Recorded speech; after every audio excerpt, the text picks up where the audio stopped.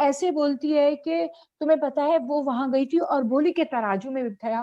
वो ऐसे नहीं, ऐसे बोल रही है, वो इस तरह से नहीं बोल रही है, अरे तुम्हें मालूम है वो वहां गई थी और उसने बोला मुझे तराजू में बिठाओ। अगर वो ऐसे बोलेगी तो वो नेगेटिव हो जाएगी। खुश रहो वो ज्यादा इंपॉर्टेंट है कि पैसा ज्यादा वो इंपॉर्टेंट ज्यादा है। इम्पोर्टेंट मॉनेटरी बेनिफिट या मटेरियलिस्टिक थिंग्स उतनी ज्यादा मैटर नहीं करती, मैटर करता है खुशी, अपने है। फैमिली का साथ एंड फैमिली का support. Hi guys, I hope you all are doing great, and as promised, here we are with the second part of the Sunita Rajwas episode. This is the follow-up of the second episode of our channel. In case you haven't seen the first part yet, I suggest इस video को देखने के बाद आप उसको भी देख लें.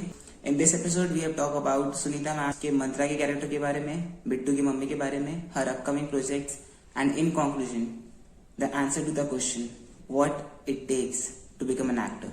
So without further ado, let's begin the episode. Hope you enjoy and learn something.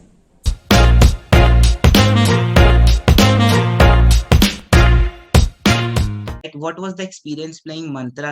मंत्रा के रोल में बेसिकली सबसे बड़ा चैलेंज तो ये था कि शुद्ध हिंदी बोलनी थी, जो हम रियल लाइफ में नहीं बोलते हैं। आधे उर्दू के वर्ड, आधे हिंदी, आधा इंग्लिश ऐसे यूज करते हैं, तो वो था। और उसके अलावा ये था कि उसका जो पूरा कॉस्ट्यूम था, विग था, और उसका जो प्रिपरेशन था, एक वो कुब्बड़ वो लगाते थे पीछे, वो सारी चीजें साथ में लेते हुए एक्ट करना, डायलॉग बोलना, मूवमेंट करना, वो थोड़ा जो है वो टायरिंग था। मुश्किल तो मैं नहीं कहूंगी, लेकिन वो बहुत थका देता था, बहुत जल्दी थका देता था।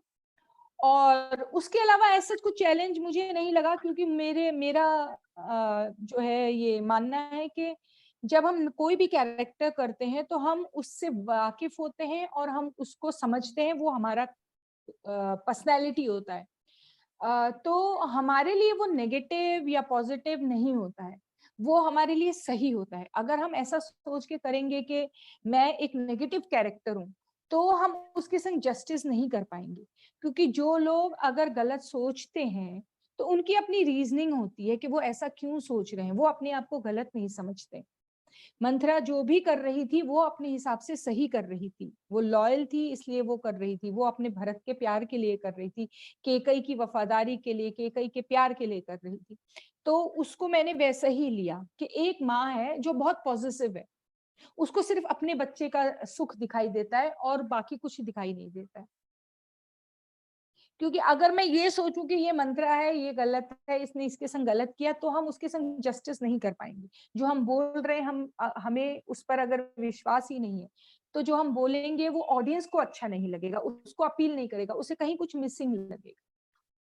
तो यहाँ पे भी मैम दो चीजें, बेसिकली आपने बोला कि एक एक्टर के लिए उसका रोल पॉजिटिव या नेगेटिव नहीं होता है, उसका रोल उसके लिए नहीं सही होता। होता है। आपको हाँ, अपने रोल के साथ जस्टिफिकेशन करना है। सो राइट। इससे ये बहुत ही डीप मैसेज देता है लोगों को कि इस तरह आप अपने रोल के साथ जस्टिफिकेशन कर सकते हो और अपने रोल को खुद के दिल से परफॉर्म कर सकते हो। क्योंकि अगर आप राइट, दिल से परफॉर्म करोगे तो वो सामने वाले के दिल पे लगेगा।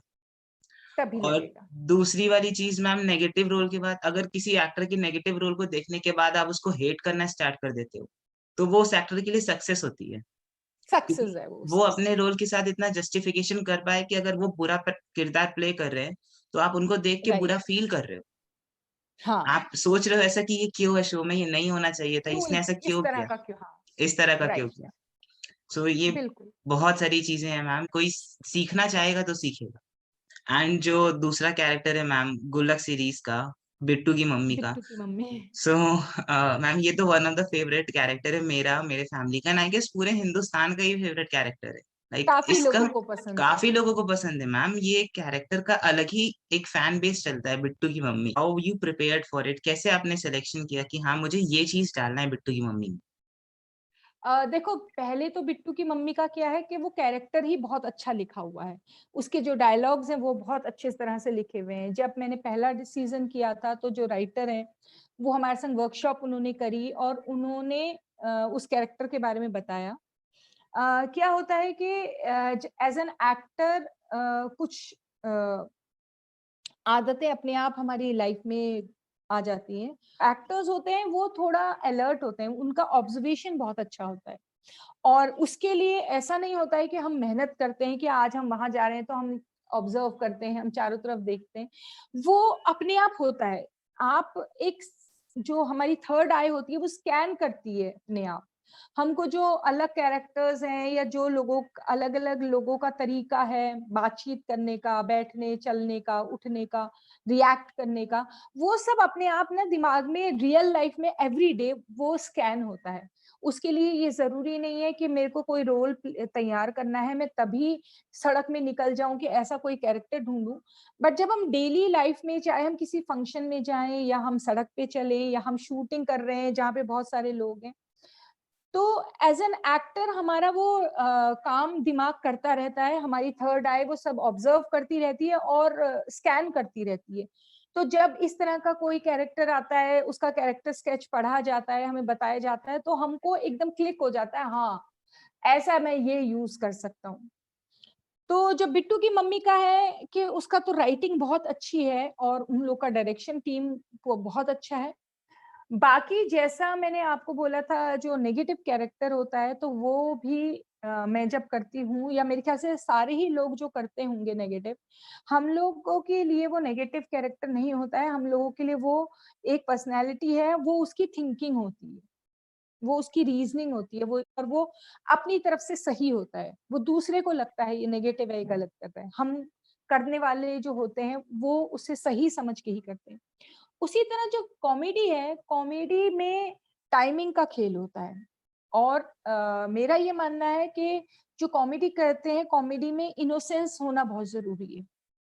अगर कॉमेडी इनोसेंस के साथ नहीं होगी, प्रॉपर टाइमिंग के साथ नहीं होगी, तो वो फूहड़ लगने लगती है, वो फोर्स लगने लगती है। जैसे बिट्टू की मम्मी है, बिट्टू की मम्मी चतुर नहीं है बिल्कुल भी, ना उसे इस किसी की, जब वो बुराई करती है तो वो इनोसेंट है, इसलिए उसकी बुराई नेगेटिव नहीं लगती है, या फिर आपको ऐसा नहीं लगता है कि ये तो चालू औरत है, कोई मोहल्ले वाली जो इधर की उधर करती है।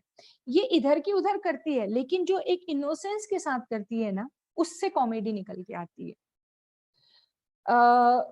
एक मतलब बिट्टू की मम्मी खुद हेल्दी है, मोटी है, और वो दूसरी मोटी औरत के बारे में ऐसे बता रही है कि जैसे मोटा कभी किसी को नहीं होना चाहिए। ये उसका इनोसेंस है। वो ऐसे बोलती है कि तुम्हें पता है वो वहां गई थी और बोली कि तराजू में बिठाया। वो ऐसे नहीं, ऐसे बोल रही है, वो इस तरह से नहीं बोल रही है, अरे तुम्हें मालूम है वो वहां गई थी और उसने बोला मुझे तराजू में बिठाओ। अगर वो ऐसे बोलेगी तो वो नेगेटिव हो जाएगी, लेकिन क्योंकि वो इनोसेंटली बोल रही है तो वो कॉमिक बन जाती है और वो लोगों को अच्छा लगने लगता है। जैसे वो नोट उठाने वाला जो एंट्री यस मैम। है ना, तो वो इनोसेंट है, वो अपनी मस्ती में आ रही है, उसने 500 का नोट देखा। 500 का नोट चाहे कोई बड़ा आदमी देखे, बच्चा देखे, छोटा देखे, सबको खुशी ही होगी और सब उसे उठाना ही चाहेंगे, है ना। तो ये बिट्टू की मम्मी वो उसी इनोसेंस से ही उठा रही है, वो कि अरे वाह नोट मिल गया। तो क्योंकि वो इनोसेंट है कैरेक्टर, इसलिए उसका जो टाइमिंग है वो सही बैठता है और वो कॉमिक बन जाता है। ये कैरेक्टर इनोसेंट भी है और ये कैरेक्टर चेहरे पे मुस्कान लाने वाला होता है मैम। मुस्कान लाने वाला है, अभी मैं आपसे इस खुश कैरेक्टर के मिजाज है। बारे में बात कर रहा हूँ तो मुझे सीन्स याद आ रहे हैं सीरीज के, मुझे याद आ रहे हैं। सो मैम मेरा पर्सनल सीन जो फेवरेट है वो तो ये है, पर्दा पहन के कहाँ उड़ी जा रही है। सो आप है कि राइट, इसको 2 रुपए दे के लॉन्ड्री में साफ कराऊंगी। सो लॉन्ड्री में प्रेस करवा लूंगी। मैम आपका जो नया प्रोजेक्ट है आंची, हम्म। आप हमें उसके बारे में कुछ बताइए, क्या है उस मूवीज में। ये एक मूवी है जिसको एड फिल्म मेकर है लकी हंसराज, उन्होंने बनाई है paper plate pictures production house से। इसमें मेरा जो किरदार है वो कॉमिक ही है और बहुत इंटरेस्टिंग कहानी है। कोविड के टाइम पर, क्योंकि इसका जो प्रोमो देखा होगा उससे समझ आ गया होगा, कोविड के टाइम की कहानी है और बहुत ट्विस्ट है इसमें। मतलब कॉमेडी तो है, थोड़ा सा थ्रिलर भी है और सारे कैरेक्टर्स बहुत इंटरेस्टिंग है और जो स्टोरी लाइन है वो बहुत इंटरेस्टिंग है। क्योंकि अभी मैं इसके बारे में बहुत ज्यादा नहीं बता सकती हूँ आपको, वरना क्या होगा कि अगर मैं स्टोरी लाइन पूरी बता दूंगी तो वो मतलब या उसका वी सीक्रेट अभी अंडरस्टैंड इट। रखना है। हाँ, यस। तो वो नहीं बता सकती हूँ, लेकिन ये पिक्चर बहुत इंटरेस्टिंग है, बहुत थोड़ा डिफरेंट है मतलब। आई एम श्योर मैम कि लोग देखेंगे उसको एंड लोग काफी पसंद करेंगे आंची आई को। विश, हाँ देखें लोग, ये बहुत अलग से, मतलब किसी की कहानी है ये, ऐसा नहीं है कि इसमें एक हीरो है एक हीरोइन है, हीरो हीरोइन तो है ही नहीं इसमें। एंड जो उसका प्रोमो है वो ये कहता है कि आछी एक छींक ने हमें कितना हाँ, परेशान करके रखा है इस पूरे कोविड में, लेकिन ये छींक आपके घर राइट, में खुशी लाएगी। खुशी So, लगेगी। हमारा जैसा हम्म, टाइटल कहता है what it takes to become an actor. हम लोग हम्म, ने पूरे एपिसोड में डिस्कस किया कि बहुत टायरिंग हम्म, होता है, बहुत हार्ड वर्किंग होता है, जितना दूर से अच्छा दिखता है उतना अच्छा है नहीं, काफी मेहनत करने है की नहीं, हाँ, पड़ती है, दस सब नहीं कर सकते। राइट। सब सिर्फ ग्लैमर के पीछे जा रहे हैं, नहीं आप ग्लैमर के पीछे का हार्ड वर्क तो देखो। सो वो भी अगर देखो, वो राइट। सो अगर हमें इसको कंक्लूसिवली बोलना हो कि आपके according what it takes to become an actor, उसको क्या क्या करना पड़ेगा? It takes a lot. It takes a lot. It takes a person's time, most of all. You have to give your full time to this job. आपका, जैसे मैंने पहले भी बोला था, आप अपने ही शहर में शूटिंग कर रहे होते हैं, आपके घर में बर्थडे सेलिब्रेशन हो रहा होता है, लेकिन आपको छुट्टी नहीं मिल पाती है। जैसे बोलते हैं शो मस्ट गो ऑन, आपका शाम का टेलीकास्ट है या आप एक यूनिट में कम से कम 70 से 100 लोग होते हैं, तो आपको आज छुट्टी चाहिए क्योंकि आपके घर में बर्थडे बन रहा है, तो वो नहीं पॉसिबल हो पाता है। सारे लोग एक इंसान की वजह से एक दिन अपना वेस्ट नहीं कर सकते हैं। और एक काम जो है बहुत ऐसा नहीं होता है कि एक फिल्म सिर्फ एक इंसान को काम दे रही है। एक फिल्म में कम से कम नहीं तो 100 से 150 लोगों को रोजी रोटी मिलती है। टाइम के अलावा मेहनत बहुत है इस काम में, ऑनेस्टी बहुत चाहिए। आप अगर अपने आप से ऑनेस्ट नहीं है, अपने काम से ऑनेस्ट नहीं है, तो आपको रिटर्न में ज्यादा कुछ नहीं मिलेगा। आपको बहुत हम्बल होना पड़ेगा, क्योंकि आप अपना काम बेस्ट कर सकते हैं, लेकिन आपके काम को किसी दूसरे ने सराहना जरूरी है। अगर वो नहीं सराहेंगे, ऑडियंस आपका काम नहीं पसंद करेगी, तो आपकी मेहनत बेकार हो जाती है। आपको बहुत ग्राउंडेड होना बहुत जरूरी है, क्योंकि इसमें ये फिक्स नहीं है कि आज आपकी एक फिल्म हिट हो गई तो अब आप हिट हो जाएंगे, आपकी अगली फिल्म फ्लॉप हो गई तो आप फिर कहीं के नहीं रहेंगे।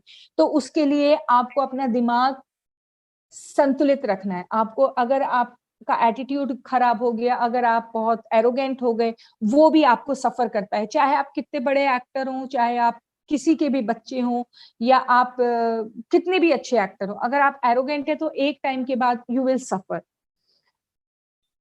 यही है, मेहनत बस है, टाइम है, और इंसान बन के रहना है। ये इंसान सारी बन के चीजें बहुत रहना है, जरूरी है, ये बहुत हम जरूरी है। लोग पकड़ के बात कर सकते हैं, इंसान बन के रहना है। मैम ने बोला राइट, हम्बलनेस।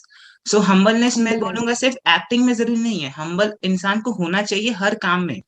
आप हर एक्टर काम हो, में, आप बिजनेसमैन हो, आप कुछ भी कर रहे हो, हम्बलनेस इज अ कुछ ह्यूमन भी। कैरेक्टरिस्टिक। आप अगर यस, हम्बल रहोगे तो लोग आपको पसंद करेंगे, आपके चारों तरफ अच्छे लोग होंगे, एक एब्सोल्युटली, पॉजिटिव ऑरा होगा।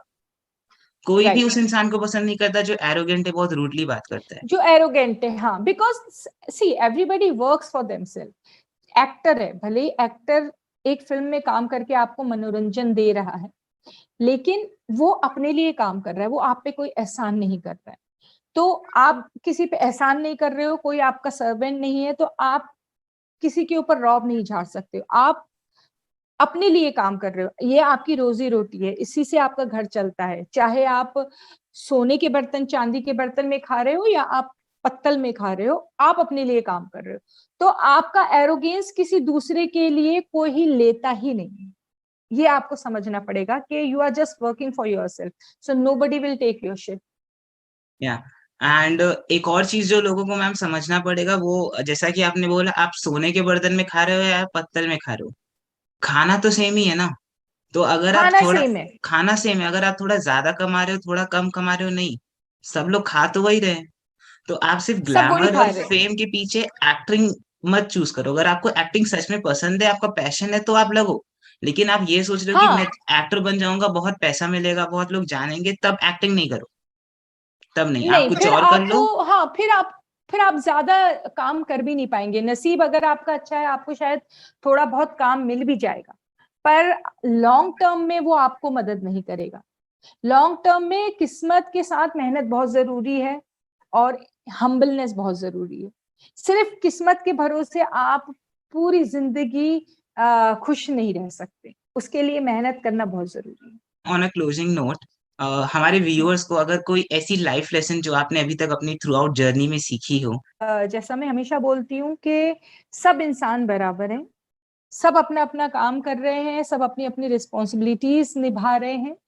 तो कभी भी किसी दूसरे की जिंदगी से, किसी दूसरे की सक्सेस से या ग्रोथ से ना आप जलो और ना ही अपने आप को उससे compete करने की कोशिश करो, क्योंकि हर किसी की जर्नी की जो स्टार्टिंग पॉइंट है वो अलग है, हर किसी की जर्नी का महत्व अलग है और इम्पोर्टेंस अलग है, और उसका जो है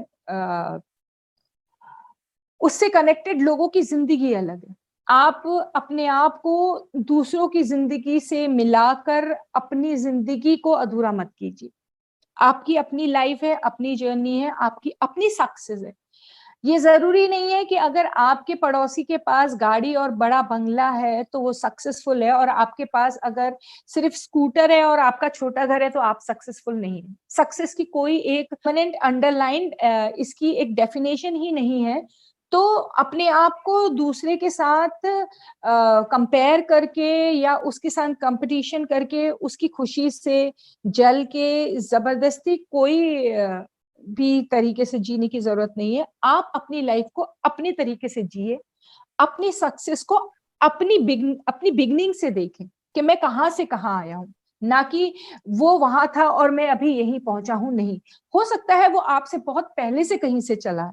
आपकी जर्नी जहां से शुरू हुई है, आप अपना जो गोल है और आपकी जो मंजिल है उस हिसाब से देखिए, तो आप हमेशा अपने आप में खुश रहेंगे। और जो इंसान खुश रहता है उसके चारों तरफ हमेशा अच्छा ही होता है। जी बिल्कुल मैम, लाइक ये तो मेरे लिए भी बहुत बड़ा लेसन है कि हमने देखा है कि हम लोग स्टूडेंट हैं, लोग मार्क्स के पीछे कॉम्पीट करते हैं, हर चीज के एक कंपटीशन बना के रखा है।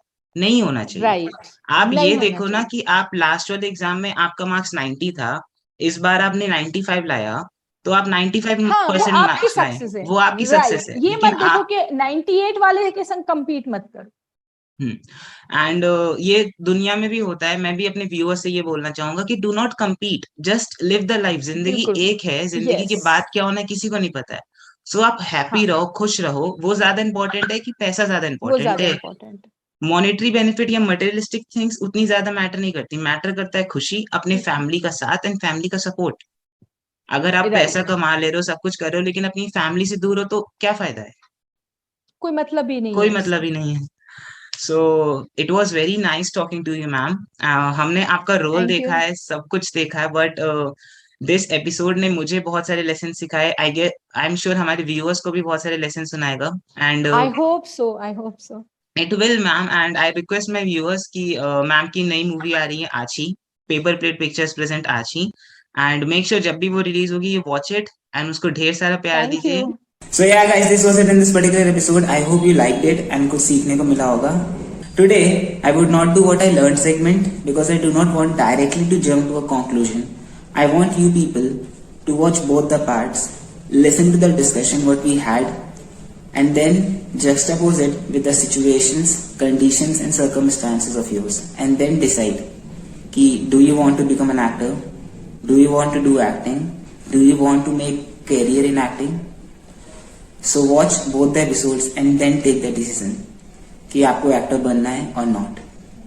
The only advice which I want to give you is take your decision wisely. And once you have taken the decision, stick by it.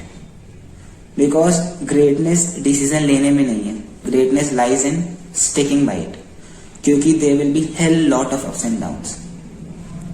And the only person who will keep hustling will be keep winning. See you all in the next episode with something to learn and something to enjoy. Namaste.